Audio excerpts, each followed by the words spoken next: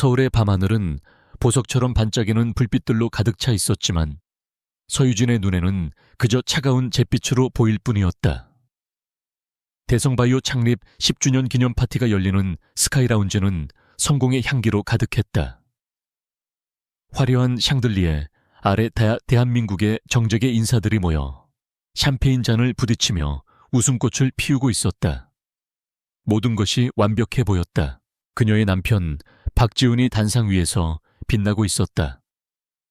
세련된 턱시도를 입은 그는 자신감 넘치는 목소리로 회사의 눈부신 성과를 자랑했다. 그는 모든 임직원과 투자자들에게 감사를 표했다. 하지만 단 한 사람 모든 것을 가능하게 한 아내의 이름은 그의 입에서 끝내 나오지 않았다. 유진은 그저 그림자처럼 구석에 서서 그를 바라보았다.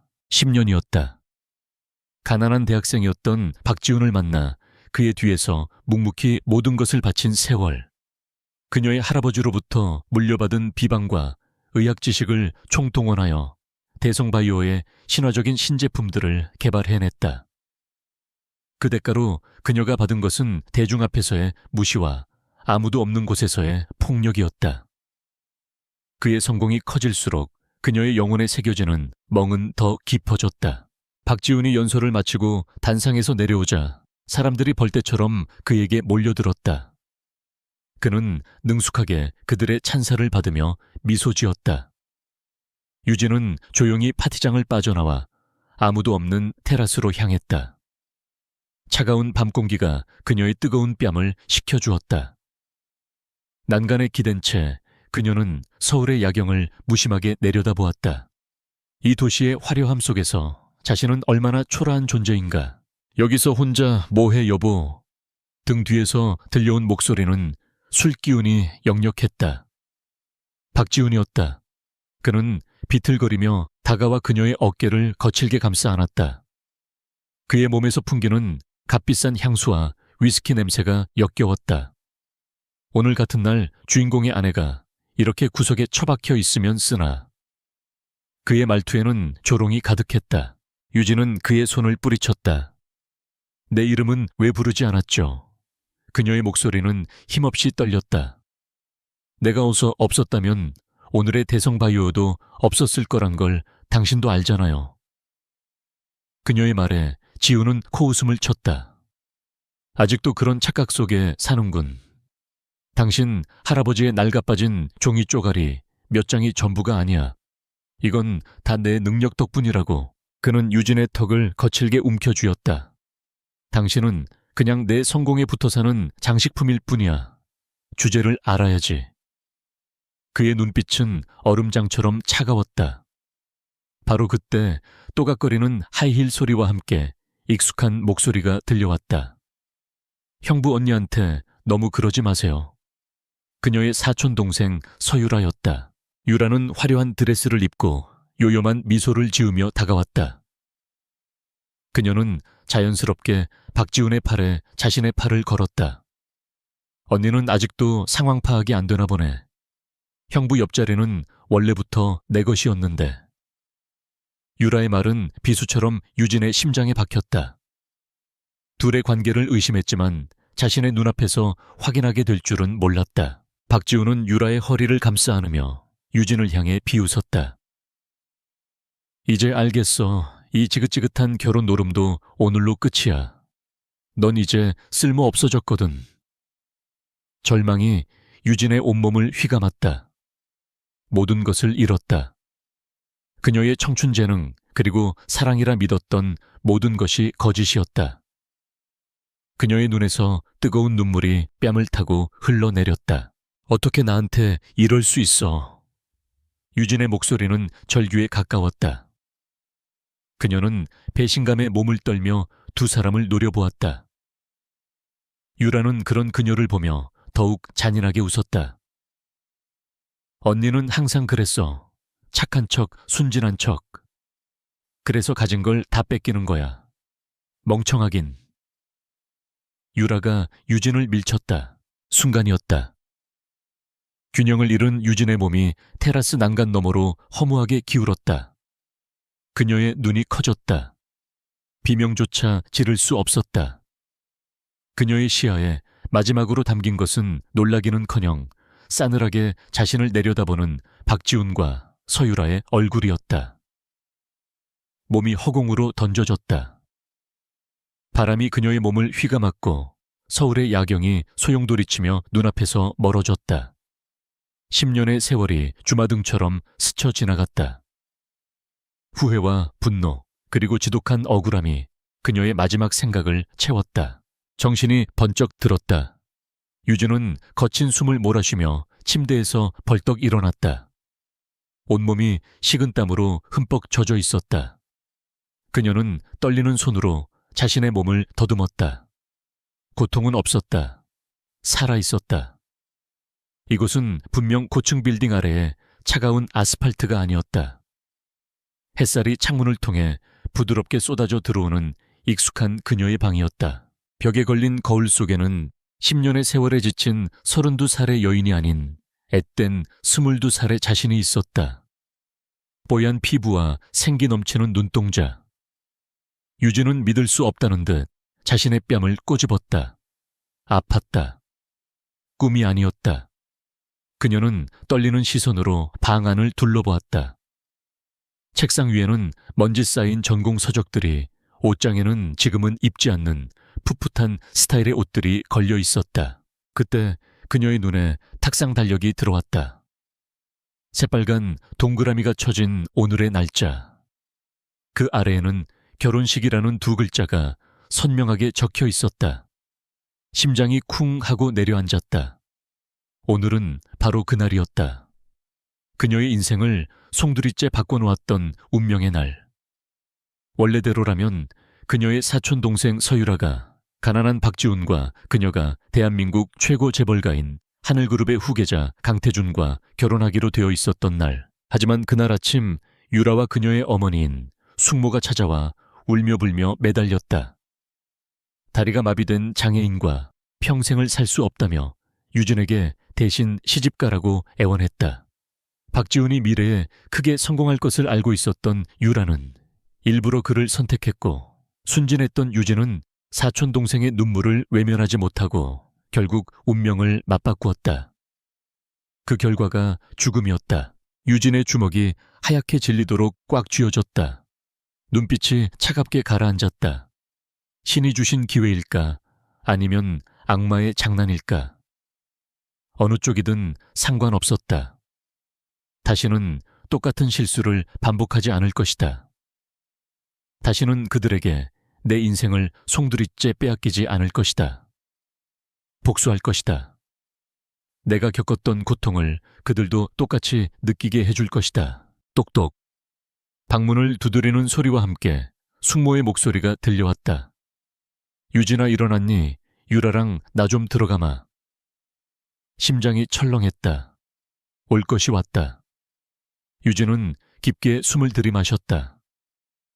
그녀는 더 이상 과거에 순진하고 마음 약한 서유진이 아니었다. 지옥의 문턱에서 돌아온 복수기였다. 문이 열리고 숙모와 유라가 안으로 들어섰다. 유라는 이미 눈가가 벌개져 있었고 숙모는 애써 슬픈 표정을 지어 보였다. 유진아, 미안하다. 정말 미안하다.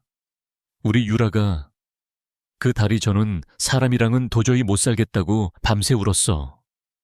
네가 제발 동생 좀 살려주면 안 되겠니? 숙모가 그녀의 손을 잡고 애원했다. 유라는 기다렸다는 듯이 무릎을 꿇고 울기 시작했다. 언니 미안해. 내가 정말 죽을 죄를 지었어. 하지만 난 그 사람이랑은 정말 상상만 해도 숨이 막혀. 차라리 가난해도 좋으니 내가 박지훈 씨랑 결혼하면 안 될까? 언니는 착하니까 불쌍한 내 부탁 좀 들어줘. 응. 모든 것이 과거와 똑같이 흘러가고 있었다. 유진은 그들의 위선적인 연기를 차가운 눈으로 내려다보았다. 과거의 자신이었다면 이 눈물에 속아 모든 것을 내주었을 것이다. 하지만 지금은 아니었다. 그녀는 천천히 입을 열었다. 그녀의 목소리는 놀랍도록 차분하고 단단했다. 싫어요. 그녀의 단호한 대답에 숙모와 유라의 얼굴에 떠올랐던 슬픈 표정이 순간 굳어졌다. 당황한 기색이 역력했다. 뭐라고, 유진아, 너 지금 뭐라고 했니? 숙모가 되물었다. 유진은 잡힌 손을 뿌리치고 자리에서 일어났다. 싫다고 말씀드렸어요. 약혼은 약속이에요. 유라, 네가 강태준 씨와 제가 박지훈 씨와 결혼하기로 처음부터 정해져 있었잖아요. 유라가 벌떡 일어섰다. 그녀의 얼굴에서 눈물은 온데간데 없이 사라지고 분노와 당혹감이 서려 있었다. 언니, 어떻게 이럴 수 있어? 내가 이렇게까지 부탁하는데 고작 다리 저는 불구자 하나 때문에 나한테 이렇게 매정하게 굴어야겠어. 그녀의 본성이 드러나는 순간이었다. 유진은 싸늘하게 웃었다.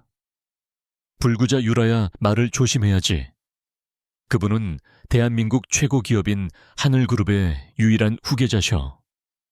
그리고 난 내 운명을 누구에게도 양보할 생각 없어. 특히 너한테는. 유진은 유라를 똑바로 쳐다보며 말했다. 네가 정 그렇게 박지훈 씨를 원한다면 우리 집안에서 내쫓길 각오 정도는 해야 할 거야. 선택은 네가 해. 유진의 확고한 태도에 숙모와 유라는 아무 말도 하지 못했다. 그들은 유진이 이렇게 나올 것이라고는 전혀 예상하지 못했던 것이다. 유진은 더 이상 그들을 상대하지 않고 옷장으로 걸어갔다. 그녀는 오늘 있을 자신의 결혼식을 위해 가장 아름다운 옷을 고르기 시작했다. 강태준의 아내, 하늘그룹의 안주인이 될 사람은 바로 자신이었다. 그리고 박지훈과 서유라에게는 지옥의 문을 열어줄 것이다. 이것이 그녀의 두 번째 삶의 시작이었다. 서유진의 단호한 선언은 방 안의 공기를 얼어붙게 만들었다. 숙모와 서유라는 마치 처음 보는 사람을 대하듯 낯선 눈으로 그녀를 쳐다보았다. 늘 양보하고 희생하던 유순한 조카 혹은 언니는 온데간데 없었다. 그 자리에는 차가운 결단력으로 무장한 완전히 다른 사람이 서 있었다. 숙모가 먼저 정신을 차리고 언성을 높였다. 네가 지금 제정신이야. 하늘그룹이 어떤 곳인 줄이나 알아. 그 집은 호랑이 굴이야. 호랑이 굴 평생 다리 병신 수발이나 들면서 살 작정이냐고. 그녀의 목소리에는 악에 찬 저주가 섞여 있었다. 그녀는 유진이 불행해지기를 바라는 마음을 숨기지 않았다. 유라는 옆에서 눈물을 쥐어짜며 거들었다. 언니 정말 너무해. 어떻게 동생한테 그런 끔찍한 삶을 떠넘길 수가 있어. 내가 뭘 그렇게 잘못했다고. 하지만 그녀의 연기조차 유진의 마음을 흔들지는 못했다. 유진은 그들의 추악한 속내를 너무나도 잘 알고 있었기 때문이었다. 결국 소란은 집안 전체로 번졌다. 거실에 모인 친척들은 유진의 결정을 두고 왈가왈부했다. 대부분은 그녀가 미쳤다고 수군거렸다. 박지훈의 미래를 알고 있는 유라와 그저 딸의 행복만을 바라는 숙모는 어떻게든 유진의 마음을 돌리려 애썼다. 그러나 유진의 아버지만은 딸의 곁에 굳건히 서 있었다. 그는 조용하지만 힘 있는 목소리로 말했다. 약혼은 집안 간의 약속입니다. 유진이가 원래의 약속을 지키겠다는데 여기서 더 할 말이 뭐가 있겠습니까? 유라는 정해진 운명을 받아들이거나 이 집에서 나갈 각오를 해야 할 겁니다.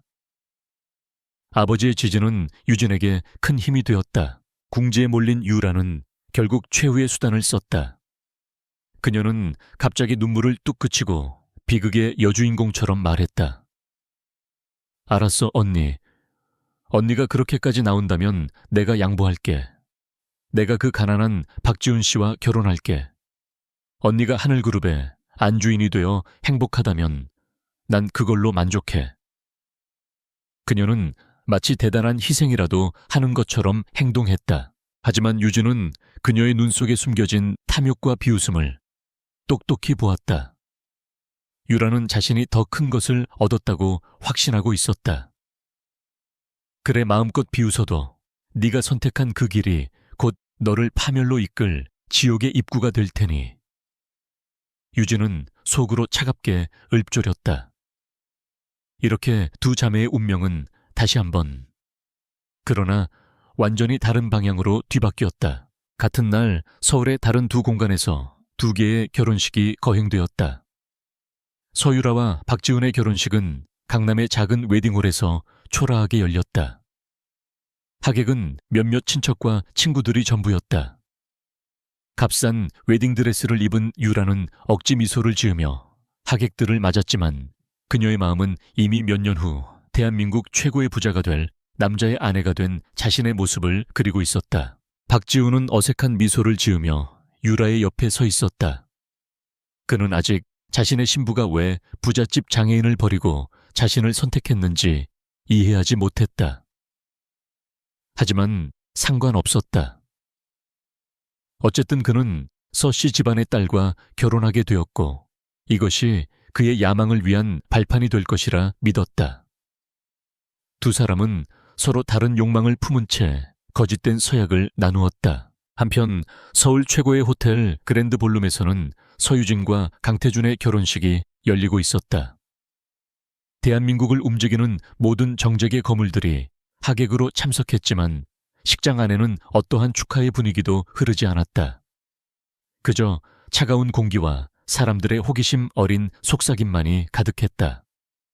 모두의 시선은 휠체어에 앉은 신랑 강태준에게 쏠려 있었다. 그는 세상에서 가장 값비싼 턱시도를 입고 있었지만 그의 얼굴에는 어떤 감정도 드러나지 않았다. 그저 모든 것이 지겹다는 듯 공허한 눈빛으로 허공을 응시하고 있을 뿐이었다. 최고급 웨딩드레스를 입은 유진 역시 표정 없는 인형처럼 그의 옆에 섰다. 그녀의 아름다움은 오히려 이 비극적인 결혼식을 더욱 처연하게 만들었다. 주례사는 짧았고 서약은 기계적으로 이루어졌다. 두 사람은 서로의 눈을 단 한 번도 마주치지 않았다. 반지를 교환하는 순간 유진의 손끝에 닿은 태준의 손은 얼음장처럼 차가웠다. 결혼식이라기보다는 거대한 기업 간의 인수합병 계약 체결식과도 같았다. 그렇게 세상에서 가장 화려하고도 가장 슬픈 결혼식이 끝났다. 결혼식장을 나선 유진은 곧장 검은색 리무진에 올랐다. 차 안에는 이미 강태준이 창밖을 내다보며 앉아 있었다. 그는 그녀가 차에 타는 순간부터 단 한마디도 하지 않았다. 무겁고 어색한 침묵이 두 사람 사이를 짓눌렀다. 차는 서울의 야경을 가로질러 부촌으로 유명한 평창동의 언덕을 오르기 시작했다. 그들이 도착한 곳은 성체처럼 보이는 거대한 저택이었다. 하늘그룹 강씨 일가의 봉화였다. 높다란 담장과 철저한 보안 시스템은 외부 세계와의 단절을 상징하는 듯했다. 집사로 보이는 나이든 남자가 정중하게 차 문을 열어주었다. 수십 명의 사용인들이 도열하여 고개를 숙였지만 그들의 얼굴에서도 어떤 감정도 읽을 수 없었다. 태준은 능숙하게 휠체어를 움직여 저택 안으로 들어갔다. 유진은 그 뒤를 말없이 따랐다. 저택 내부는 눈이 부실 정도로 화려했지만 사람의 온기는 전혀 느껴지지 않는 거대한 박물관 같았다. 모든 것이 완벽하게 정돈되어 있었지만 그만큼 비현실적이고 차가웠다. 집사는 유진을 저택의 동관 강태준이 사용하는 공간으로 안내했다. 복도는 끝이 보이지 않을 정도로 길었고 벽에는 유명 화가들의 값비싼 그림들이 걸려 있었다. 마침내 그들은 거대한 문 앞에 멈춰 섰다. 이곳이 사모님과 도련님께서 함께 지내실 침실입니다. 집사의 말에 유진의 심장이 잠시 멈칫했다. 안으로 들어서자 웬만한 아파트 거실만한 크기의 침실이 나타났다. 방 한쪽 전체가 통유리로 되어 있어 서울의 야경이 한눈에 들어왔다. 최고급 가구와 장식품들이 즐비했지만 이 공간 역시 저택의 다른 곳들과 마찬가지로 싸늘한 기운만 감돌았다. 강태준은 이미 창가로가 휠체어를 돌려선 채 도시의 불빛을 내려다보고 있었다. 집사와 사용인들이 조용히 물러나고 방 안에는 두 사람만이 남았다. 정적이 흘렀다.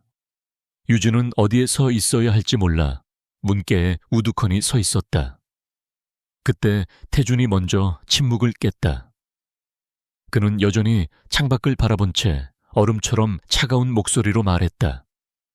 내게서 뭘 원하지? 그의 목소리에는 경멸과 냉소가 가득했다.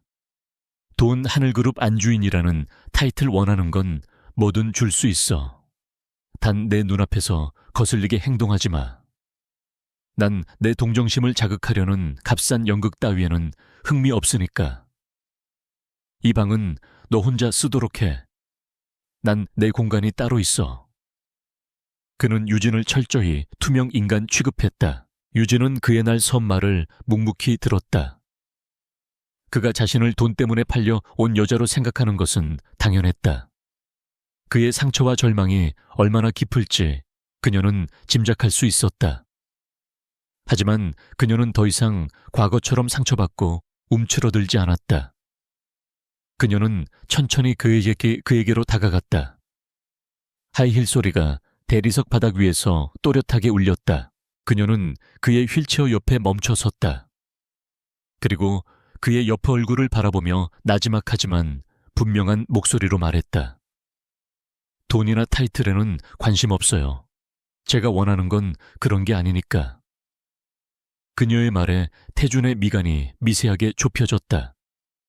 그는 그제야 고개를 돌려 처음으로 유진을 제대로 쳐다보았다. 그의 칠흑 같은 눈동자가 그녀를 꿰뚫을 듯이 응시했다. 유진은 그의 시선을 피하지 않고 똑바로 마주했다. 그리고 그녀는 그의 인생뿐만 아니라 자신의 인생까지도 바꿔놓을 한마디를 내뱉었다. 저는 당신을 고칠 수 있어요. 그녀의 말에 강태준의 표정이 그대로 굳어버렸다. 그의 눈동자가 세차게 흔들렸다. 세상의 모든 명의와 최첨단 의술 앞에서도 불가능이라 판정받았던 자신의 다리를 눈앞에 이 어린 여자가 고칠 수 있다고 말하고 있었다. 그것은 희망이 아니라 잔인한 조롱처럼 들렸다. 그의 입에서 실수에 가까운 냉소가 터져 나왔다. 강태준의 입가에 걸린 냉소는 조각처럼 굳어 있었다. 그는 마치 세상에서 가장 어리석은 농담을 들었다는 듯한 표정으로 서유진을 응시했다.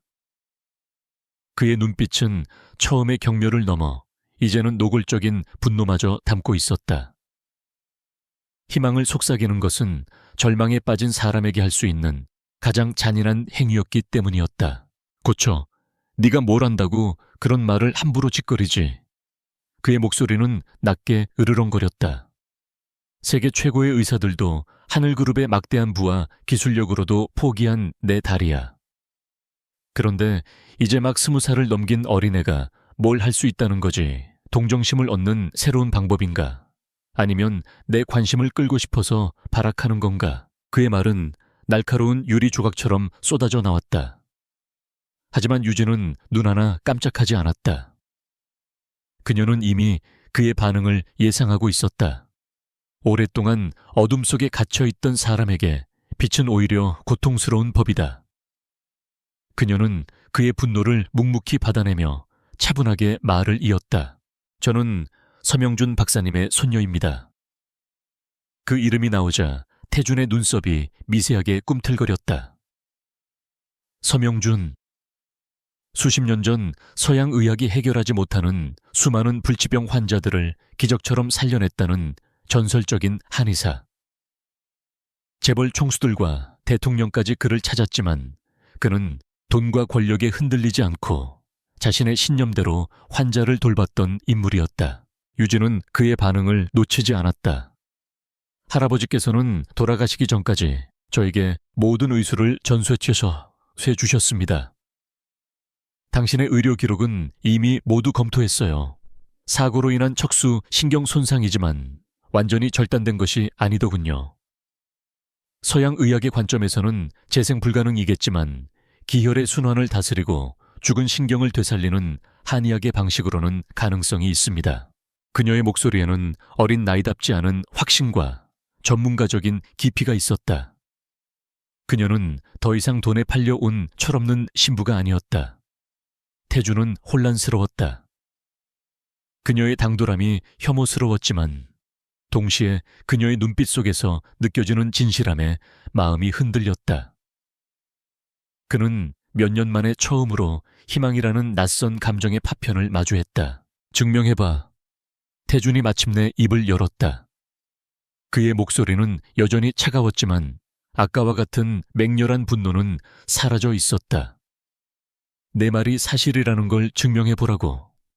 만약 날 가지고 장난치는 거라면 네가 상상할 수 있는 최악의 방법으로 후회하게 만들어주지.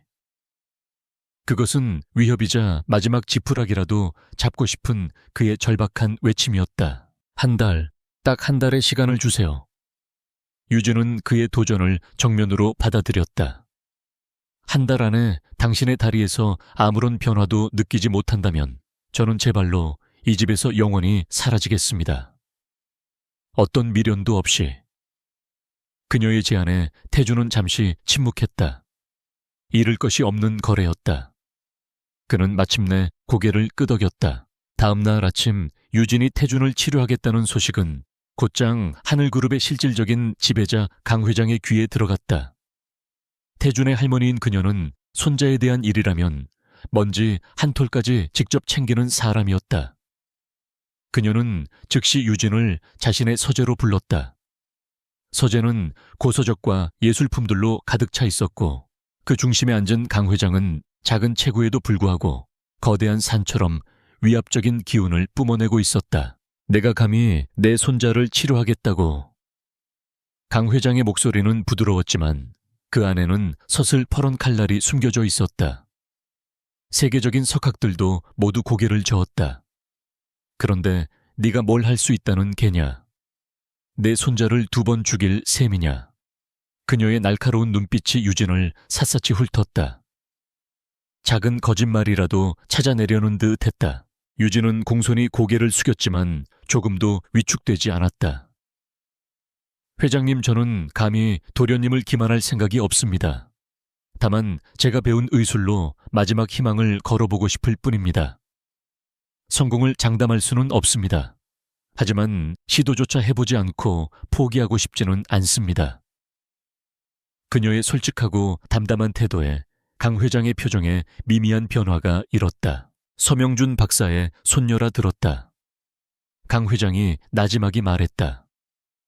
그녀는 과거 남편의 병 때문에 서명준 박사를 찾아갔던 기억을 떠올렸다. 비록 인연이 닿지는 않았지만 그의 명성과 인품에 대해서는 익히 들어 알고 있었다. 좋다. 한번 믿어보지. 하지만 명심하거라. 만약 태준이에게 신랏 같은 희망을 주었다가 더 큰 절망을 안겨준다면 그땐 나도 널 가만두지 않을 것이다. 그렇게 유진은 하늘그룹의 가장 비밀스러운 공간에서 세상에서 가장 까다로운 환자를 치료하기 시작했다. 그녀는 먼저 집사에게 지시하여 수십 가지의 희귀한 약재들을 구해오게 했다. 그리고 매일같이 전통 방식으로 약을 다렸다. 약재를 다리는 냄새가 저택의 동관 전체에 씁쓸하게 퍼져나갔다. 태준은 처음에는 역겨운 냄새와 쓴맛 때문에 약을 거부했다. 하지만 유진은 끈질겼다.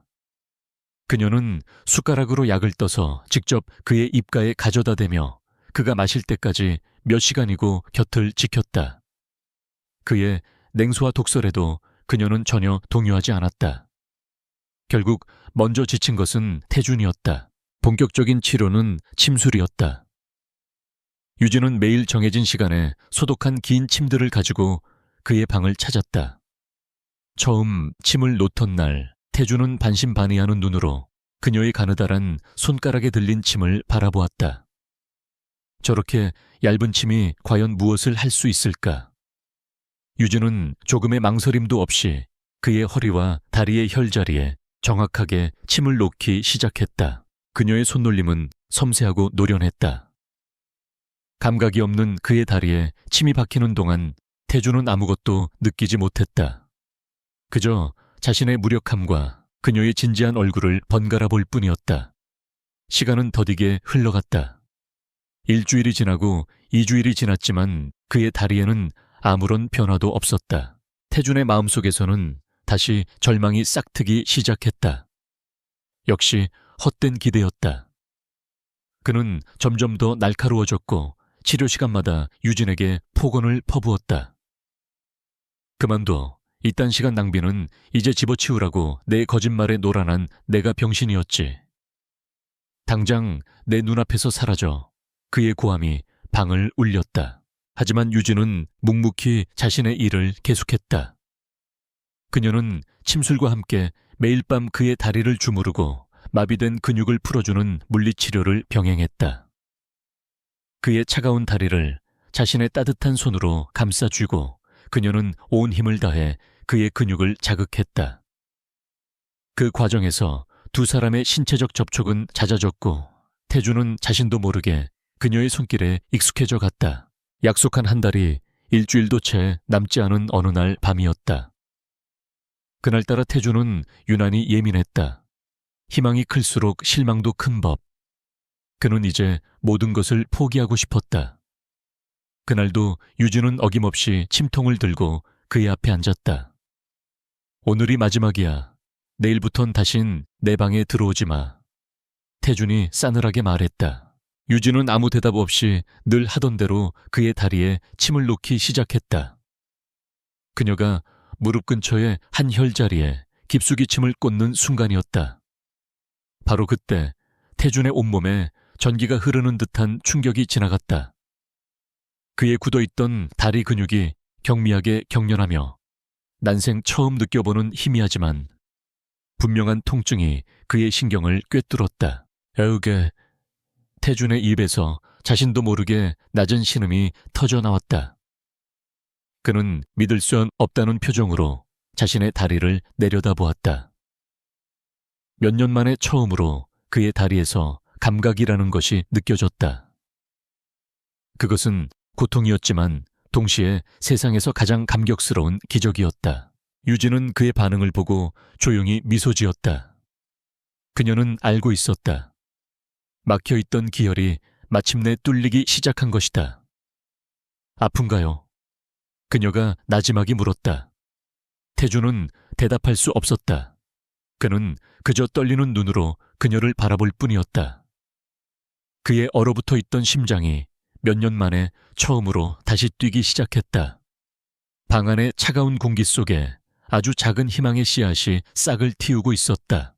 기적은 한 번으로 끝나지 않았다. 그날 밤 이후 강태준의 다리는 느리지만 확실하게 되살아나기 시작했다. 처음에는 희미한 통증이었던 것이 점차 온전한 감각으로 변해갔고 미세한 경련을 일으키던 근육은 점차 그의 의지에 따라 움직이기 시작했다. 몇 년 동안 닫혀있던 그의 세상에 새로운 문이 열리고 있었다. 태주는 변했다. 절망과 냉소로 가득했던 그의 눈에는 이제 뜨거운 삶의 의지가 타올랐다. 그는 더 이상 치료를 거부하거나 유진에게 독서를 퍼붓지 않았다. 오히려 누구보다 적극적으로 치료에 임했다. 끔찍하게 쓰디쓴 탕약도 눈살 한번 찌푸리지 않고 단숨에 마셨고 살을 내는 듯한 침술의 고통도 굳건히 참아냈다. 유진은 치료의 강도를 높였다. 그녀는 침술과 약물 치료에 더해 혹독한 재활 훈련을 시작했다. 저택의 한 공간은 최첨단 재활 장비들로 가득 찬 치료실로 개조되었다. 태주는 매일같이 땀으로 온몸을 적시며 굳어있던 근육을 깨우기 위해 사투를 벌였다. 그가 처음으로 자신의 힘으로 평행봉을 잡고 일어서던 날, 그를 지켜보던 강 회장과 집사는 소리 없이 눈물을 흘렸다. 그 과정에서 유진과 태준의 관계도 미묘하게 변화했다. 그녀는 더 이상 단순한 치료사가 아니었고 그는 더 이상 까다로운 환자가 아니었다. 그들은 함께 싸우는 동지였다. 태준은 훈련 도중 자신도 모르게 그녀에게 의지했고 그녀의 작은 격려 한마디에 큰 힘을 얻었다. 그녀의 손이 닿을 때마다 그의 얼어붙었던 마음이 조금씩 녹아내렸다. 강 회장은 이 모든 변화를 조용히 지켜보았다. 그녀는 손자의 얼굴에 몇 년 만에 처음으로 떠오른 희미한 미소를 보았다. 그것만으로도 그녀에게 서유진은 하늘이 내려준 은인이었다. 그녀는 유진에게 하늘그룹의 안주인으로서의 권한을 하나씩 넘겨주기 시작했고 저택의 사용인들에게 유진을 자신처럼 모시라고 엄명을 내렸다. 그러던 어느 날 서씨 가문으로부터 연락이 왔다. 결혼한 지 한 달이 지났으니 새 신랑들을 데리고 본가에 인사를 드리러 오라는 것이었다. 과거에 태준이었다면 단칼에 거절했을 것이다. 하지만 지금은 달랐다. 그는 유진을 위해, 그리고 세상에 자신의 건재함을 알리기 위해 그 초대에 응하기로 결정했다. 약속 당일 서씨 가문이 모여 사는 삼성동의 본가는 아침부터 분주했다. 오늘은 2명의 사위를 처음으로 맞는 날이었다. 집안의 어른들은 거실에 모여 앉아 과연 하늘그룹의 후계자가 어떤 모습으로 나타날지, 그리고 가난한 박지우는 또 어떤 행색일지 기대와 우려가 섞인 대화를 나누고 있었다. 서유라와 박지훈은 일찌감치 도착해 있었다. 유라는 값비싼 브랜드의 옷으로 치장했지만 어딘지 모르게 어색해 보였다. 그녀는 일부러 불행한 척, 희생한 척 연기하며 친척들의 동정을 샀다. 괜찮아, 유라야. 사람은 착하게 살아야 복을 받는 법이란다. 내 언니는 분명 그 무서운 집에서 고생하고 있을 거야. 숙모는 딸의 등을 두드리며 유진을 깎아내렸다. 바로 그때였다. 저택의 대문 밖으로 여러 대의 검은색 최고급 세단이 줄지어 들어서는 것이 보였다. 선두의 선차에서 내린 경호원들이 일사불란하게 움직여 차 문을 열었다. 사람들의 시선이 모두 그곳으로 쏠렸다. 먼저 차에서 내린 것은 서유진이었다. 그녀는 우아한 디자인의 하얀색 원피스를 입고 있었는데 이전의 풋풋한 모습은 온데간데 없고 기품 있는 재벌가 며느리의 모습 그 자체였다. 하지만 사람들을 진정으로 경악하게 만든 것은 그 다음이었다.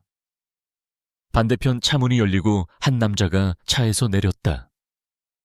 그는 휠체어에 앉아있지 않았다.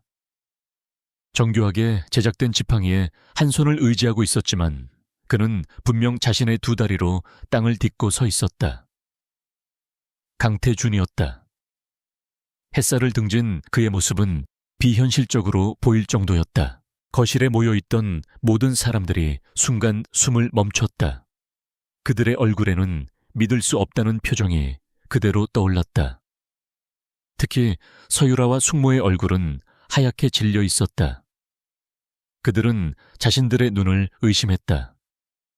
평생 휠체어 신세를 져야 할 불구자가 어떻게 저렇게 멀쩡히 서 있단 말인가. 유라의 심장이 바닥으로 곤두박질 치는 것 같았다.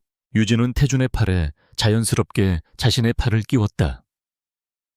태준은 그녀에게 의지해 천천히 하지만 위험 있는 걸음으로 저택 안으로 들어섰다. 그의 등장은 그 자체로 하나의 거대한 충격이었다. 그는 친척들을 향해 가볍게 고개를 숙여 인사했다. 그의 목소리는 차분했지만 그 안에 담긴 힘은 좌중을 압도하기에 충분했다. 처음 뵙겠습니다. 서유진 씨의 남편 강태준입니다. 어색한 침묵 속에서 인사가 오갔다. 하늘그룹에서 보내온 선물들이 거실 한쪽을 가득 채웠다.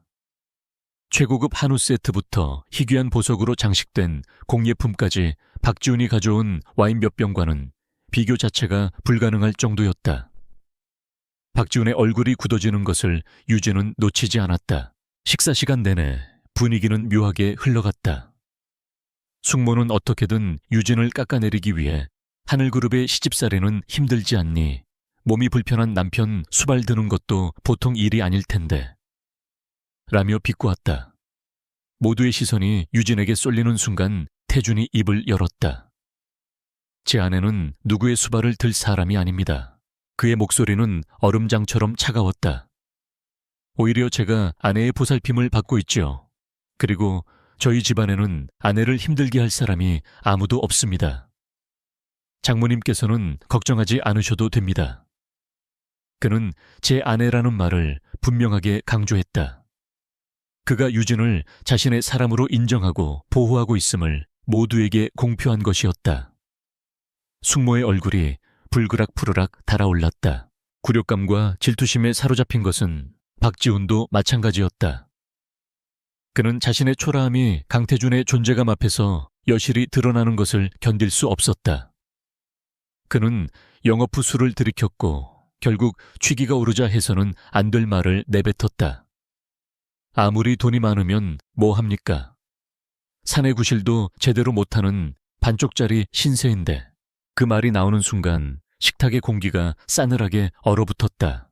유진의 아버지가 얼굴을 굳히며 그를 나무라려던 찰나 태준이 먼저 피식 웃었다. 그는 지훈을 향해 경멸 어린 시선을 던지며 말했다. 자신이 가지지 못한 것을 시기하는 자의 언어는 늘 천박하기 마련이지. 당신이 평생을 바쳐도 만져보지 못할 부와 명예를 나눈 앉은 자리에서 누리고 있는데 고작 그 정도의 열등감으로 괜찮겠나. 그는 잠시 말을 멈췄다가 더욱 잔인한 한마디를 덧붙였다. 그리고 내 아내 옆에 있는 당신의 모습을 보니 누가 반쪽짜리인지는 굳이 설명하지 않아도 모두가 알 것 같군. 태준의 말은 그 어떤 폭력보다도 더 모욕적이었다. 박지훈은 얼굴이 시뻘개져서 아무 대꾸도 하지 못했다. 서유라는 창피함에 고개를 숙였다. 그렇게 그날의 모임은 하늘그룹의 완벽한 승리로 끝이 났다. 유진과 태준이 저택을 나설 때 그 누구도 감히 그들을 똑바로 쳐다보지 못했다. 차에 오르자 태준은 창밖을 바라보며 나지막이 말했다. 고마워. 그것은 그가 그녀에게 처음으로 한 진심 어린 감사 인사였다. 유진은 말없이 미소 지었다. 두 사람의 복수는 이제 막 시작되었을 뿐이었다. 서씨, 가문에서의 충격적인 만남 이후 강태준은 재활에 더욱 박차를 가했다. 이제 그는 지팡이 없이도 짧은 거리를 걸을 수 있을 정도가 되었다. 그의 기적적인 회복 소식은 재계에 조용하지만 빠르게 퍼져나갔고 하늘그룹의 주가는 연일 상승 곡선을 그렸다.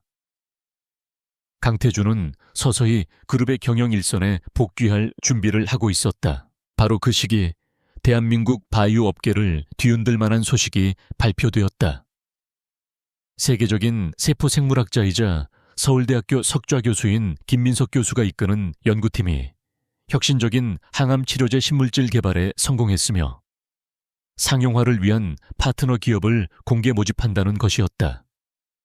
이 프로젝트는 단순한 사업 기회를 넘어 인류의 미래를 바꿀 수도 있는 세기의 프로젝트로 여겨졌다. 하늘그룹의 아침 식사 자리, 강 회장은 신문의 헤드라인을 장식한 김민석 교수의 기사를 가리키며 입을 열었다. 태준아, 이것이 내 복귀를 알리는 첫 무대가 되어야 한다. 하늘그룹의 미래는 바이오 산업에 있어. 이 프로젝트를 반드시 우리 손에 넣어야 한다. 그녀의 목소리에는 단호한 의지가 실려 있었다. 태준 역시 같은 생각이었다.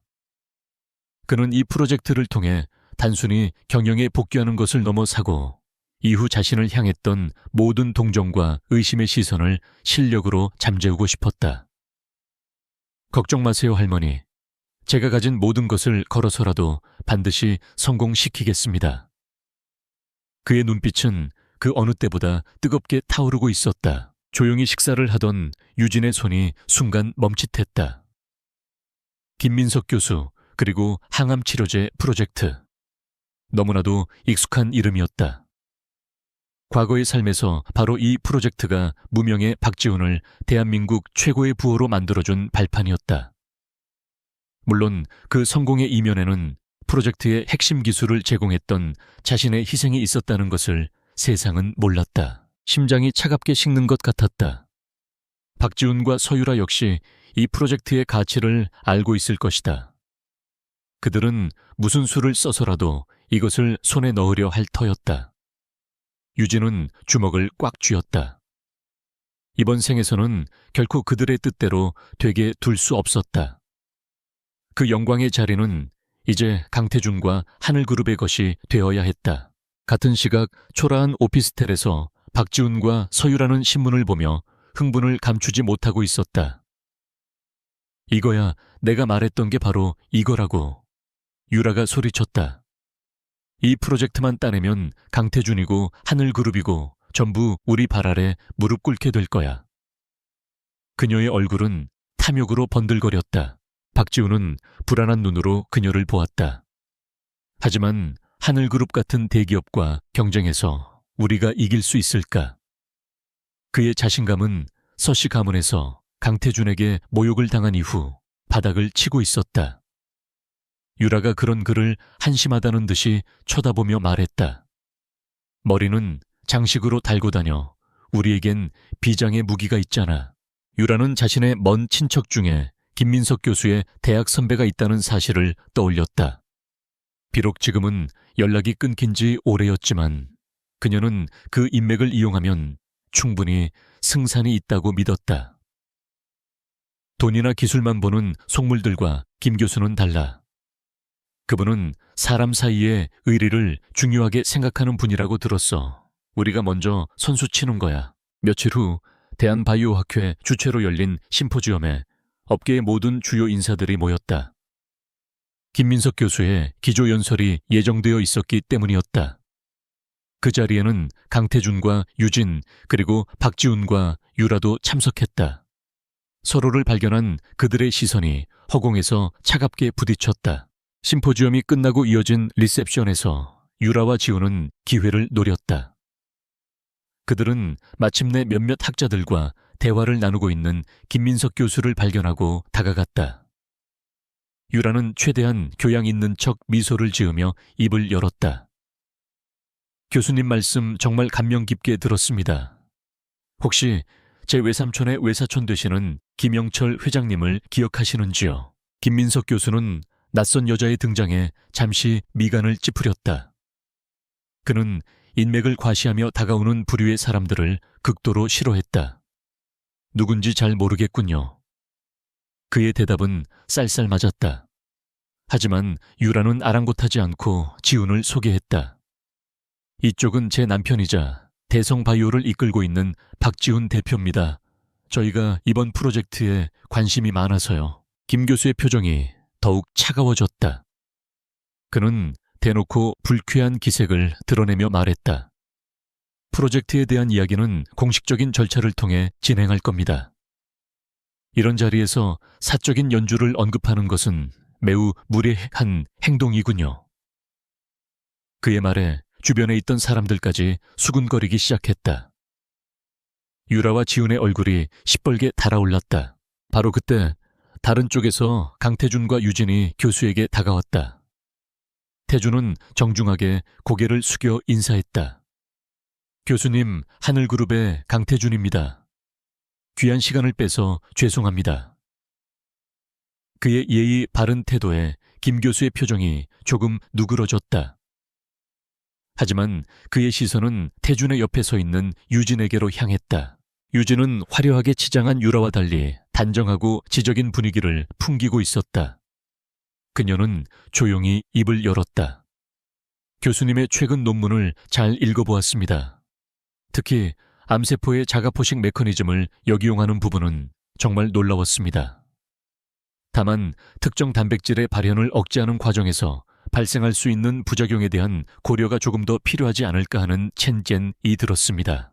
그녀의 말에 김 교수의 눈이 커졌다. 그녀가 지적한 부분은 바로 지금 연구팀이 가장 고심하고 있는 난제였기 때문이었다. 그것은 단순한 비평이 아니라 프로젝트의 핵심을 꿰뚫어보는 전문가의 통찰력이었다. 학생은 전공이 뭔가 김 교수가 흥미로운 눈으로 물었다. 전공은 따로 없습니다. 다만 어릴 적부터 할아버지께 의학을 배웠습니다. 유진이 겸손하게 대답했다. 실례가 안 된다면 할아버님의 함자를 여쭤봐도 되겠나?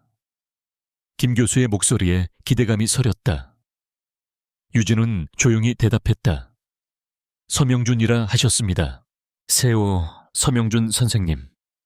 김 교수의 입에서 놀라움에 찬 탄성이 터져 나왔다. 그는 믿을 수 없다는 표정으로 유진을 다시 쳐다보았다. 그분은 제 평생의 스승이자 은인이십니다. 제가 의학의 길을 걷게 된 것도 모두 선생님 덕분이었는데 그분의 손녀분을 여기서 뵙게 될 줄이야. 그는 감격에 겨워 말을 잇지 못했다. 주변의 모든 소음이 멀어지고 세 사람 주위에는 기묘한 정적이 흘렀다. 멀리서 이 광경을 지켜보던 유라와 지우는 자신들이 무엇을 놓쳤는지조차 깨닫지 못한 채 그저 멍하니 서 있을 뿐이었다. 김민석 교수는 그 자리에서 결정을 내렸다. 그는 태준의 손을 굳게 잡았다. 하지만 그의 눈은 따뜻한 미소를 띤 채 유진을 향해 있었다. 강 대표님, 이번 프로젝트는 하늘그룹과 함께하고 싶습니다. 그룹의 막대한 지원 능력도 물론 중요하지만 저는 서 선생님의 진정한 의술정신을 이어받은 분과 함께하고 싶기 때문입니다. 그의 선언은 리셉션에 모인 모든 사람들에게 충격을 안겨주었다. 업계의 판도를 바꿀 세기의 프로젝트가 모두의 예상을 깨고 하늘그룹의 품에 안기는 순간이었다. 그리고 그 중심에는 아무도 예상하지 못했던 서유진이라는 이름이 있었다. 하늘그룹이 김민석 교수의 프로젝트 파트너로 선정되었다는 소식은 하룻밤 사이에 대한민국 바이오 업계의 모든 판도를 뒤집어 놓았다. 강태준의 이름은 연일 언론에 오르내렸고 사람들은 그의 기적적인 재기와 뛰어난 사업 수완에 찬사를 보냈다. 그 영광의 빛이 강렬할수록 박지훈과 서유라가 숨어있는 그림자는 더욱 짙고 차가워졌다. 초라한 오피스텔 안 깨진 술병과 서류들이 바닥에 어지럽게 널려 있었다. 전부 당신 때문이야. 박지훈이 붉어진 눈으로 소리치며 서유라의 어깨를 거칠게 밀쳤다. 쓸데없는 인맥이나 믿고 나대다가 이 꼴이 났잖아. 서유진 그 계집애한테 모든 걸 다 뺏겼다고. 그의 목소리에는 패배자의 분노와 히스테리가 뒤섞여 있었다. 서유라는 벽에 부딪히며 비틀거렸지만 이전처럼 울거나 변명하지 않았다. 그녀의 눈은 섬뜩할 정도로 차갑게 빛나고 있었다. 소리 지른다고 해결될 일이야. 아직 안 끝났어. 정면으로 안 된다면 뒤에서 빼앗아오면 그만이야. 그녀의 목소리는 뱀처럼 나직하고 교활했다. 서유진이 가진 가장 소중한 것을 훔쳐오는 거지. 바로 그 프로젝트의 핵심 데이터 말이야. 그녀의 계획은 대담하고 위험했다. 그러기 위해서는 다시 서유진에게 접근해야만 했다. 유라는 거울 앞에 서서 자신의 얼굴을 바라보았다. 그녀는 자신의 가장 강력한 무기가 무엇인지 잘 알고 있었다. 그것은 바로 동정심을 자극하는 연기력이었다. 그녀는 결심한 듯 자신의 뺨을 스스로 세차게 내리쳤다. 입술을 깨물어 피를 내고 머리를 헝클어뜨렸다. 완벽한 피해자의 모습이었다. 며칠 후 서유라는 엉망이 된 행색으로 서씨 본가를 찾아갔다. 그녀는 집안 어른들 앞에 무릎을 꿇고 박지훈에게 상습적으로 폭행을 당했다며 눈물로 호소했다. 자신이 얼마나 어리석었는지, 언니의 자리를 탐했던 것을 얼마나 후회하는지 절절하게 고백했다. 그녀의 연기는 너무나도 실감나서 대부분의 친척들은 그녀를 동정하며 서유진이 너무 매정했다고 혀를 찼다. 이 소식은 곧장 유진의 귀에도 들어갔다. 강 회장과 태준은 단번에 유라의 속셈을 알아차리고 절대 상종하지 말라고 경고했다. 저런 뱀 같은 아이에게는 눈길조차 주지 말거라. 분명 다른 꿍꿍이가 있을 것이다. 강 회장의 경고는 단호했다. 하지만 유진의 생각은 달랐다. 그녀는 과거의 기억을 통해 유라가 어떤 인간인지 뼈저리게 알고 있었다. 기어코 내게 다시 접근하는구나. 좋아, 네가 원하는 대로 판을 깔아주지. 유진은 거절하는 대신 직접 유라를 찾아갔다. 허름한 모텔방에서 웅크리고 있는 유라의 모습은 처량하기 그지없었다. 유진은 일부러 안타깝다는 표정을 지으며 그녀의 손을 잡았다. 유라야 많이 힘들었겠구나. 진작 말하지 그랬어. 유라는 기다렸다는 듯이 유진의 품에 안겨 서럽게 울었다. 유진은 그녀를 다독이며 당분간 지낼 곳으로 하늘그룹 소유의 작은 게스트하우스를 내주겠다고 제안했다.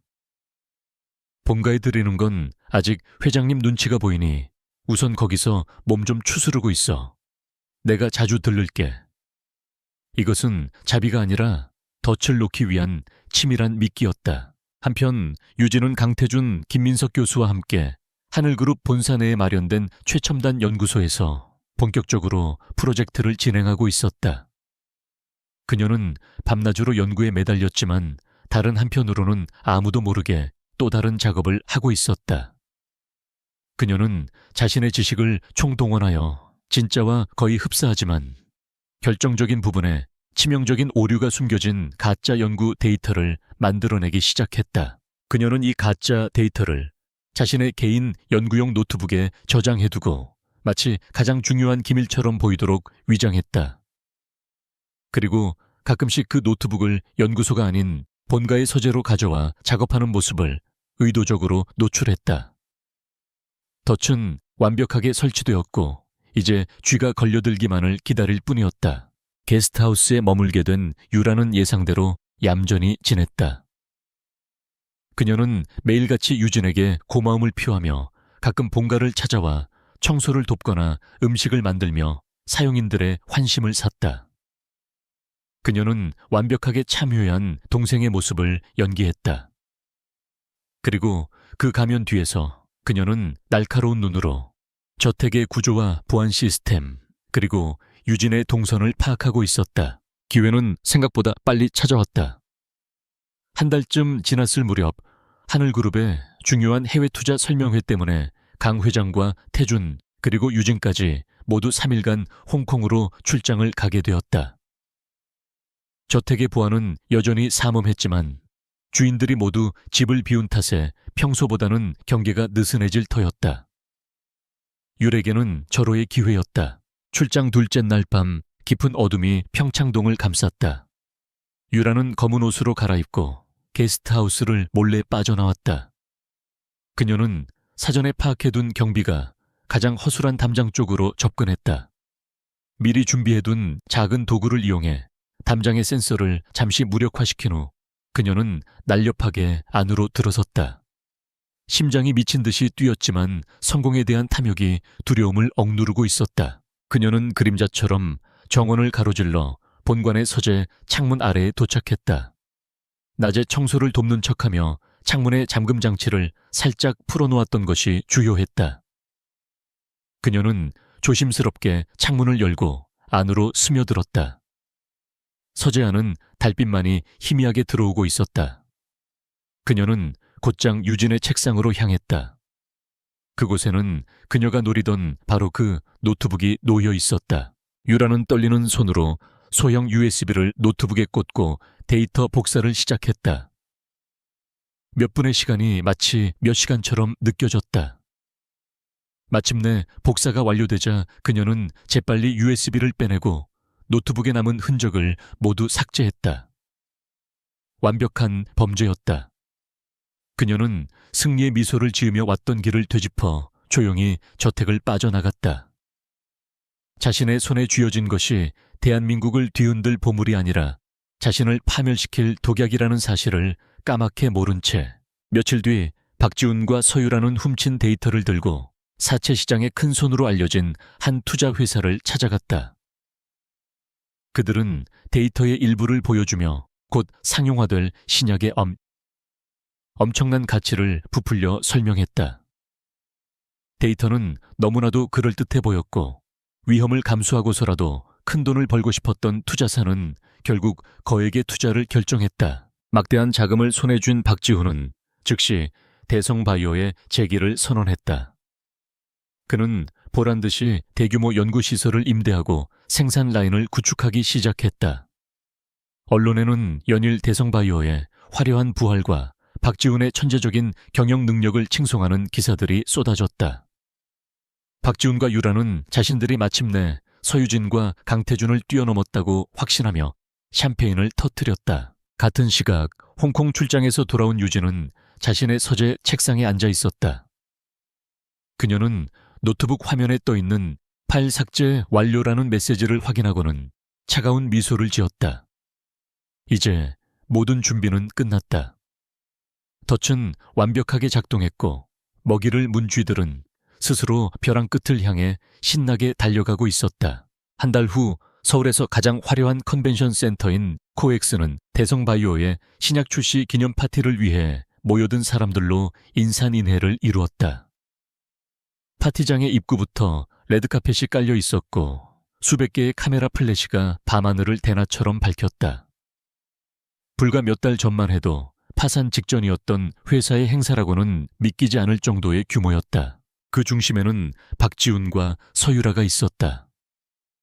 박지훈은 최고급 맞춤 정장을 입고 자신감 넘치는 미소로 재계의 거물들과 악수를 나누었다. 그는 더 이상 과거에 초라하고 열등감에 젖어 있던 남자가 아니었다. 그의 눈빛에는 성공한 자의 오만함과 권력에 대한 탐욕이 번뜩이고 있었다. 서유라는 그보다 더 빛났다. 수억 원을 호가하는 다이아몬드 목걸이와 몸매가 그대로 드러나는 붉은색 드레스를 입은 그녀는 마치 여왕처럼 행동했다.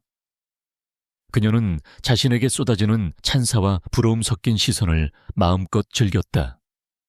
사모님 정말 대단하십니다. 박 대표님을 이 자리까지 오르게 하신 건 모두 사모님의 내조 덕분입니다. 한 중년 기업가의 아첨에 그녀는 고고하게 고개를 끄덕였다. 당연한 결과일 뿐이에요. 유라가 샴페인 잔을 우아하게 흔들며 말했다. 제 남편의 천재성과 저의 안목이 만났으니 하늘그룹 같은 낡은 기업을 뛰어넘는 것은 시간 문제였죠. 그녀의 목소리에는 서유진과 강태준에 대한 노골적인 경멸이 담겨 있었다. 그녀는 이 파티가 자신의 완벽한 승리를 세상에 공표하는 대관식이라고 생각했다. 파티가 무르익을 무렵 장내의 모든 조명이 무대 중앙에 설치된 거대한 스크린에 집중되었다.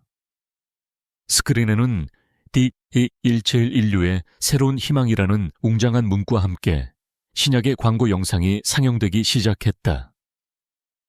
영상이 끝나자 박지훈이 자신만만한 발걸음으로 단상에 올랐다. 존경하는 내외 귀빈 여러분, 오늘 우리는 단순한 신약의 출시를 축하하는 것이 아닙니다. 우리는 인류의학의 새로운 역사가 시작되는 순간을 목격하고 있는 것입니다. 그의 연설의 장내에서는 우레와 같은 박수가 터져 나왔다.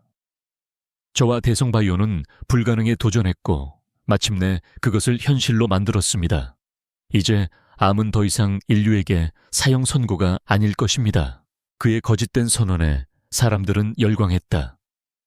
그 누구도 그의 성공이 도둑질과 기만 위에 세워진 사상 누각이라는 사실을 알지 못했다. 박지훈은 그들의 환호를 즐기며 연설을 마쳤다.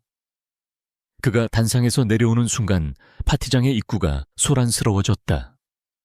모든 사람들의 시선이 그쪽으로 쏠렸다. 문이 열리고 두 사람이 안으로 들어섰다. 서유진과 강태준이었다. 두 사람의 등장은 파티장의 모든 공기를 순식간에 바꾸어 놓았다. 강태준은 더 이상 지팡이에 의지하지 않았다. 그는 흠잡을 데 없는 완벽한 걸음걸이로 마치 처음부터 아무런 문제가 없었던 사람처럼 당당하게 서 있었다.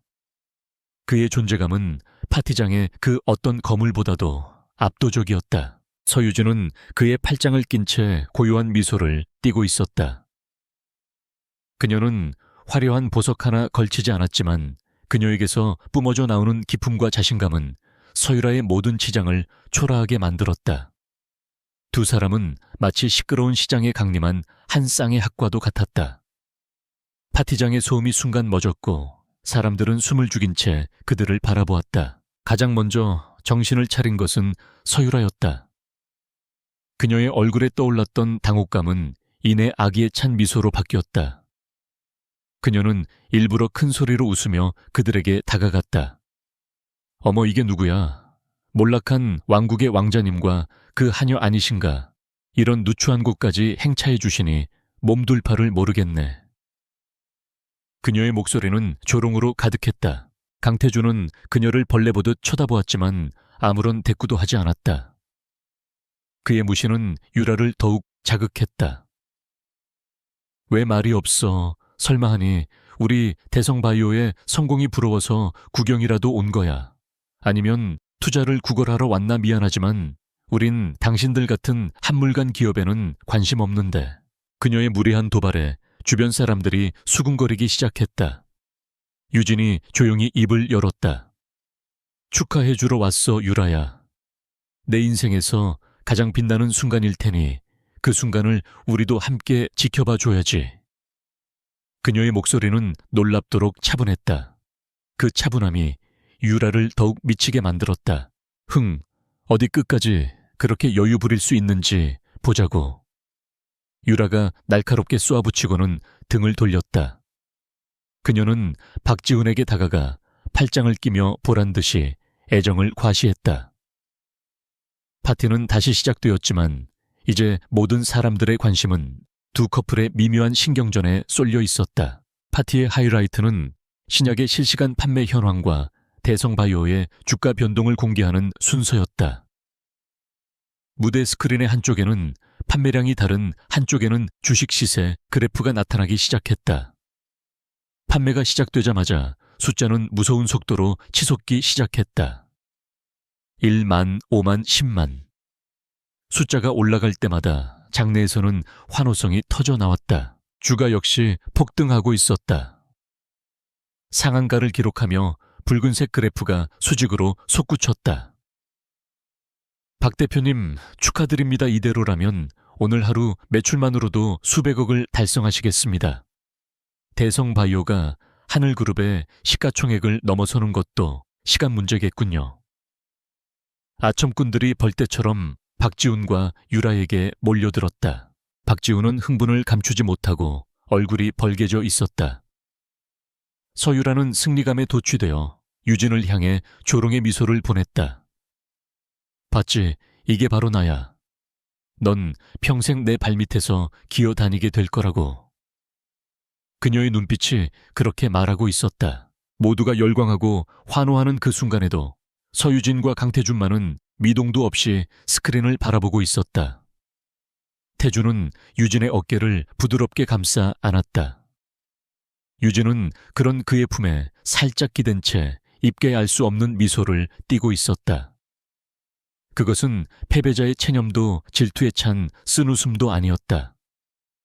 모든 것을 알고 있는 자의, 모든 것을 계획한 자의 여유로운 미소였다. 마치 거대한 폭풍이 몰려오기 직전의 고요함처럼 무대 위 스크린의 숫자가 정점을 찍는 순간 박지훈은 감격에 겨워 서유라의 허리를 끌어안고 입을 맞추었다. 장내에서는 축포가 터지고 오색 찬란한 종이, 꽃가루가 비처럼 쏟아져 내렸다. 모든 것이 완벽한 승리의 마무리처럼 보였다. 박지훈은 마이크를 다시 잡고 벅찬 목소리로 외쳤다. 이 모든 영광을 저의 사랑하는 아내 서유라와 함께 나누고 싶습니다. 서유라는 의기양양하게 그의 옆에 서서 일부러 유진이 있는 방향을 향해 말했다. 세상에는 태어날 때부터 승자와 패자가 정해져 있는 법이죠. 어떤 사람은 평생을 노력해도 가질 수 없는 것을 어떤 사람은 너무나도 쉽게 손에 넣는 것처럼요. 저는 그저 제 운명을 찾았을 뿐입니다.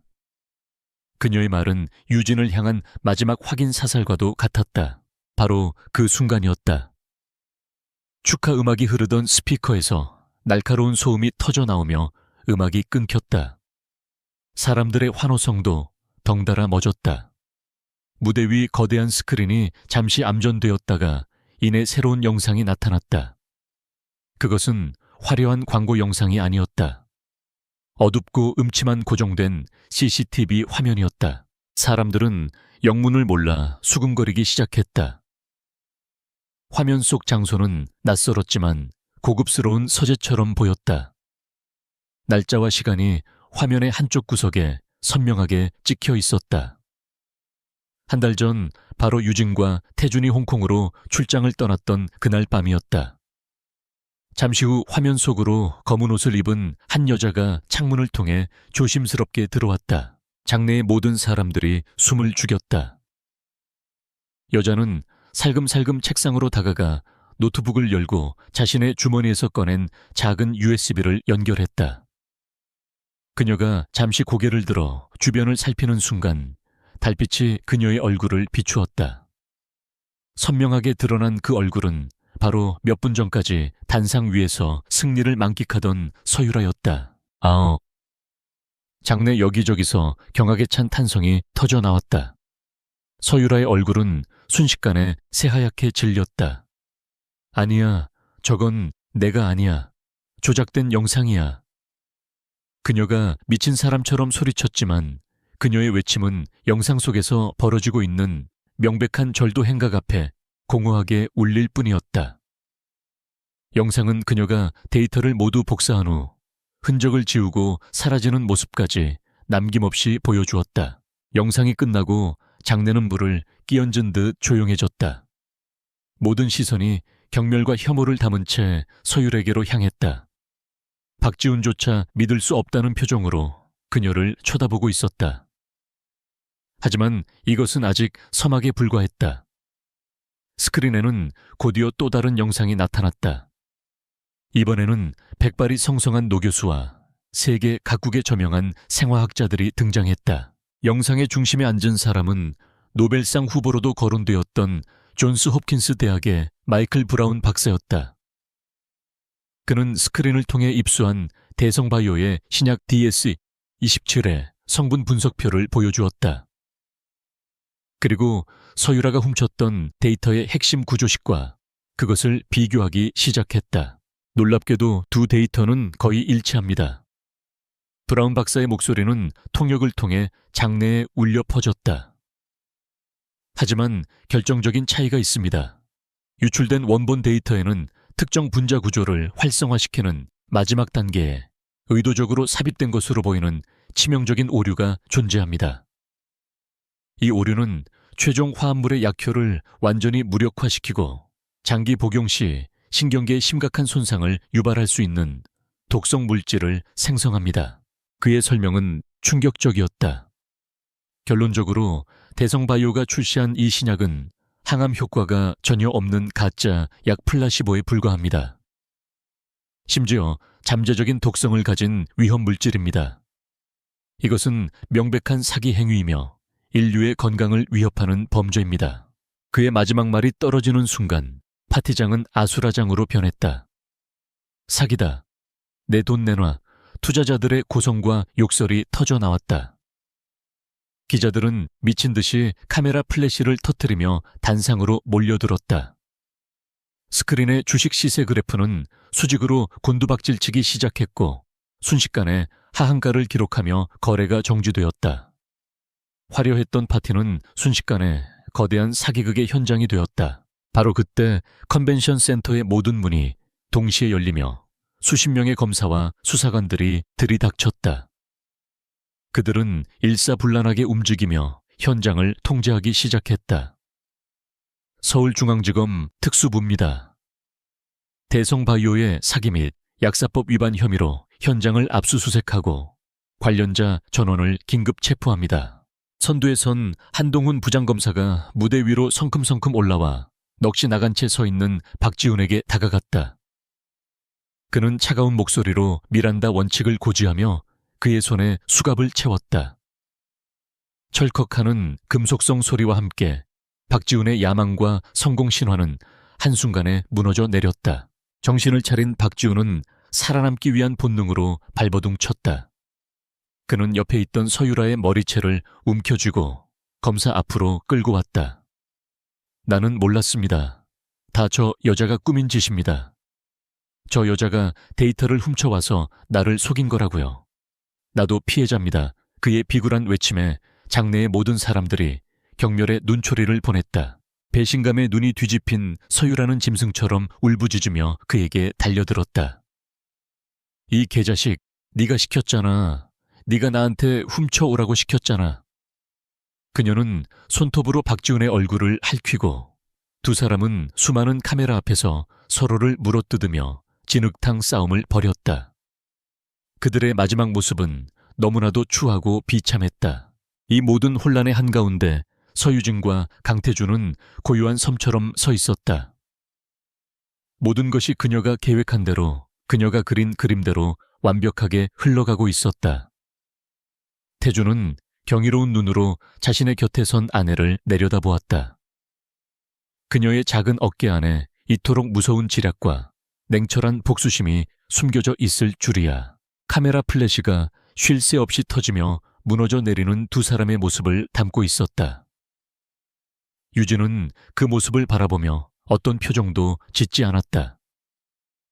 그녀의 눈에는 승리의 기쁨도 통쾌함도 없었다. 그저 모든 것을 끝냈다는 공허함과 지독했던 과거와의 완전한 작별만이 담겨 있을 뿐이었다. 대성바이오 게이트는 대한민국을 뒤흔든 희대의 사기극으로 기록되었다. 박지훈과 서유라를 비롯한 대성바이오의 수뇌부는 모두 구속되었고 그들의 재산은 피해자 보상을 위해 동결되었다. 박지훈의 부모는 충격으로 쓰러져 시골로 낙향했고 서유라의 어머니는 사위와 딸의 범죄에 연루된 혐의로 검찰 조사를 받으며 집안이 풍비박산났다. 서유라는 구치소에서 재판을 기다리던 중 극심한 스트레스와 충격으로 인해 정신 이상 증세를 보이기 시작했다.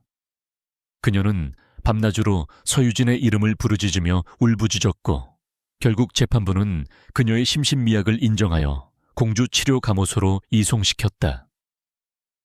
그녀가 그토록 갈망했던 부와 명예는 한낱 신기루처럼 사라졌고 그녀에게 남은 것은 차가운 쇠창살과 영원히 벗어날 수 없는 과거의 망령뿐이었다. 거대한 폭풍이 지나간 뒤 평창동의 강씨 저택에는 깊은 고요함이 찾아왔다.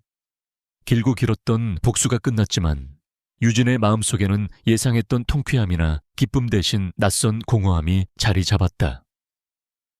그녀는 며칠 동안 자신의 방에서 거의 나오지 않은 채 창밖만 멍하니 바라보았다. 과거의 상처가 너무나도 깊었던 탓에 현재의 평화가 오히려 비현실적으로 느껴졌다. 강태준은 그런 그녀를 묵묵히 지켜보며 곁을 지켰다.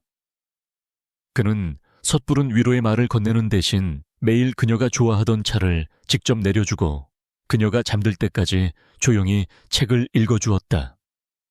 그의 따뜻하고 변함없는 존재는 서서히 유진의 마음속에 자리 잡은 어둠을 걷어내고 새로운 온기를 불어넣고 있었다. 두 사람의 관계는 복수의 동지에서 이제는 서로의 상처를 보듬는 진정한 부부로 거듭나고 있었다.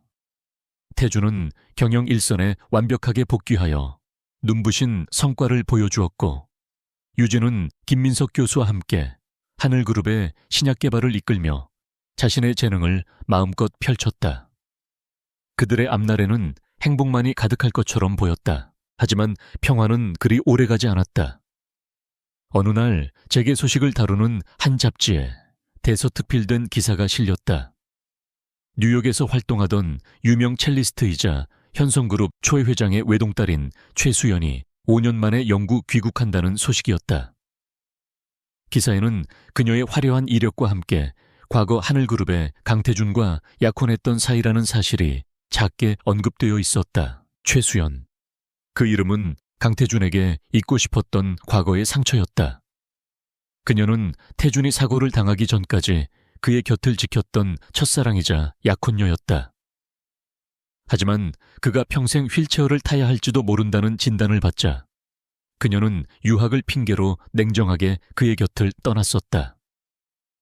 그런 그녀가 하필 태준이 완벽하게 재기한 지금 돌아온 것이다.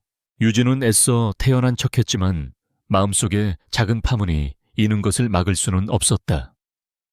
그녀와 태준의 시작은 사랑이 아닌 계약과 복수였다.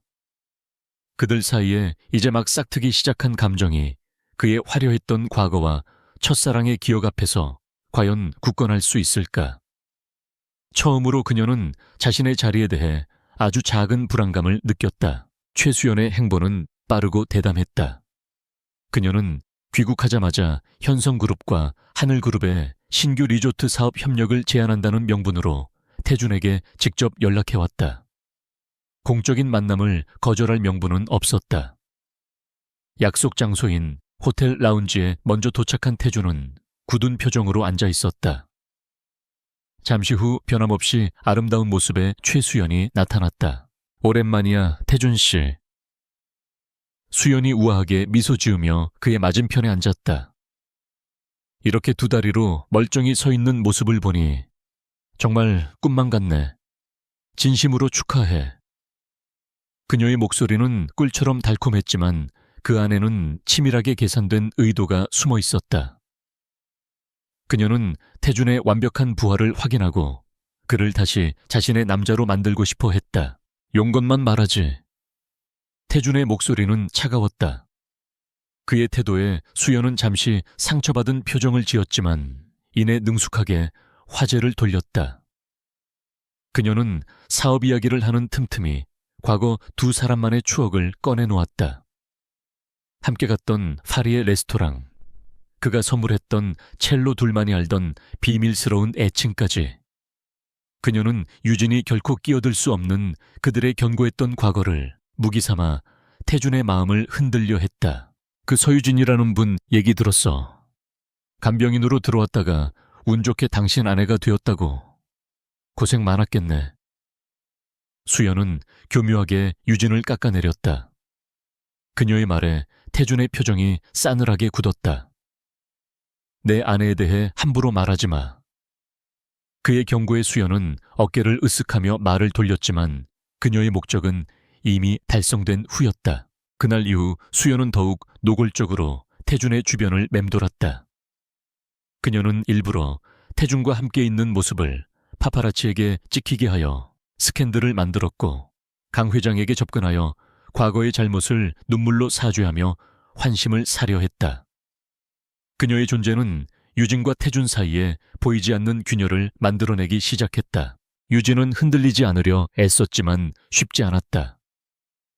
태준이 늦게 들어오는 날이면 혹시 수연과 함께 있는 것은 아닐까 하는 생각에 밤을 지새웠다. 복수를 위해 강해져야만 했던 그녀였지만 사랑이라는 감정 앞에서는 한없이 약해지는 자신을 발견했다. 결정적인 사건은 하늘그룹 창립 기념 파티에서 일어났다. 그날 밤 유진은 태준의 파트너로서 처음으로 공식 석상에 서게 되었다. 하지만 그 자리에 초대받은 최수연은 태준이 과거에 자신에게 선물했던 것과 똑같은 디자인의 목걸이를 하고 나타났다. 그것은 유진을 향한 명백한 선전포고였다. 사람들이 수군거리는 소리가 유진의 귀에 들려왔다. 역시 원조는 다르네. 강 사장이 아직도 최수연 씨를 잊지 못한 건 아닐까. 유진은 애써 미소를 지었지만 심장이 차갑게 내려앉는 것을 느꼈다. 그날 밤 저택으로 돌아온 유진은 처음으로 태준에게 자신의 불안한 마음을 털어놓았다. 당신 마음속에 아직 그 사람이 있나요? 그녀의 목소리는 미세하게 떨리고 있었다. 태준은 그런 그녀를 안타까운 눈으로 바라보았다. 그는 유진을 자신의 앞으로 끌어당겨 부드럽게 안아주었다. 그리고 그녀의 귓가에 나지막이 속삭였다. 내 마음속에 있는 사람은 처음부터 지금까지 당신 하나뿐이야. 다음 날 태준은 최수연을 따로 불러냈다. 그는 그녀에게 현성그룹과의 사업 협력은 없던 일로 하겠다는 통보와 함께 작은 상자 하나를 내밀었다. 상자 안에는 수연이 하고 있던 것과 똑같은 목걸이가 들어있었다. 과거는 과거일 뿐이야. 이건 당신에게 주는 내 마지막 선물이야. 이걸로 우리의 모든 인연을 정리하지. 그는 자리에서 일어나 마지막 말을 남겼다. 수연아, 네가 날 떠났던 건 내 인생 최악의 순간이었지만 동시에 최고의 행운이기도 했어. 너 덕분에 내가 평생을 함께할 진짜 사랑을 만났으니까. 내 아내는 서유진이야. 앞으로도 영원히. 그의 단호한 선언에 수연의 얼굴이 절망으로 일그러졌다. 그날 밤 태준은 집으로 돌아와 유진에게 무릎을 꿇었다. 그는 그녀의 손을 잡고 진심을 담아 고백했다. 유진아, 나와 다시 결혼해주지 않겠어. 복수나 계약 때문이 아니라 온전히 당신을 사랑하는 남편으로서 평생 당신 곁을 지키고 싶어.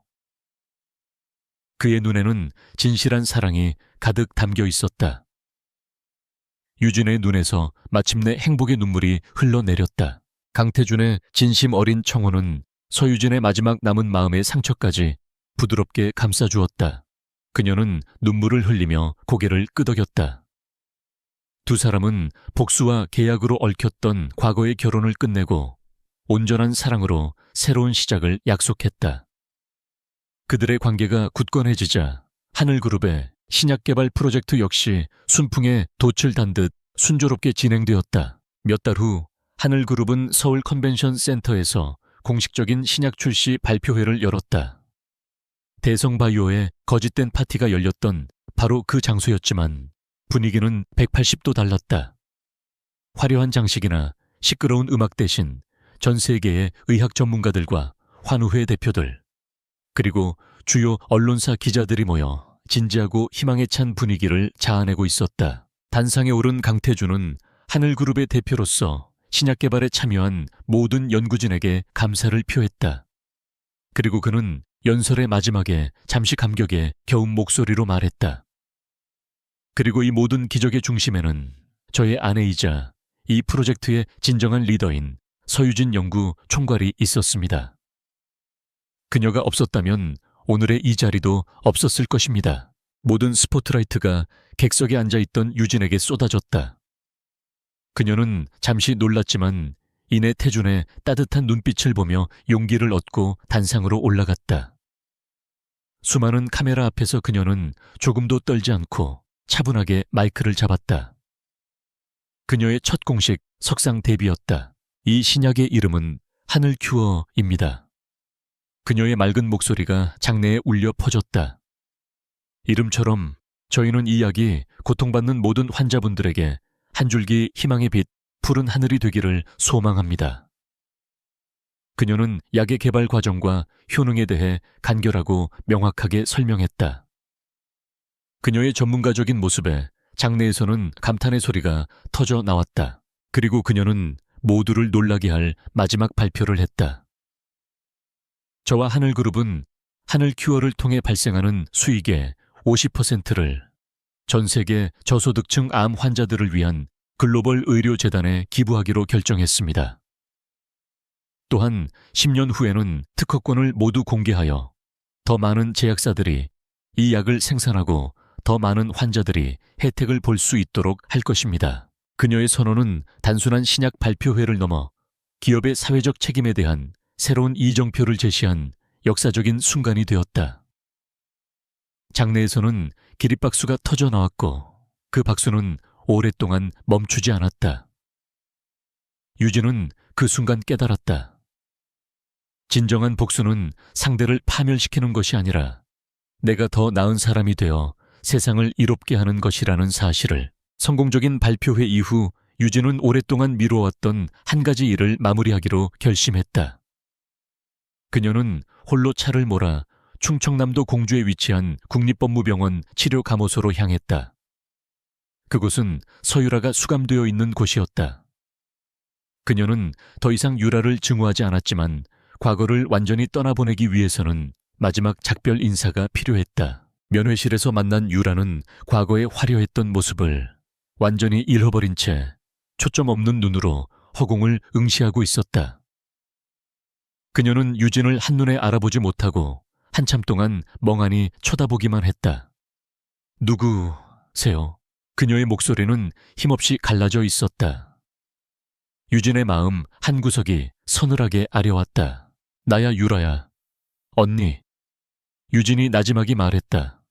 그제야 유라의 눈동자에 희미한 생기가 돌았다. 하지만 그것은 반가움이 아니었다. 순식간에 그녀의 얼굴은 질투와 분노로 일그러졌다. 네가 여길 왜 와? 다 너 때문이야. 네가 내 모든 걸 뺏어갔어. 원래 그 자리는 내 거였어. 박지훈도 하늘그룹도 전부 다. 그녀는 발작적으로 소리치며 테이블을 내리쳤다.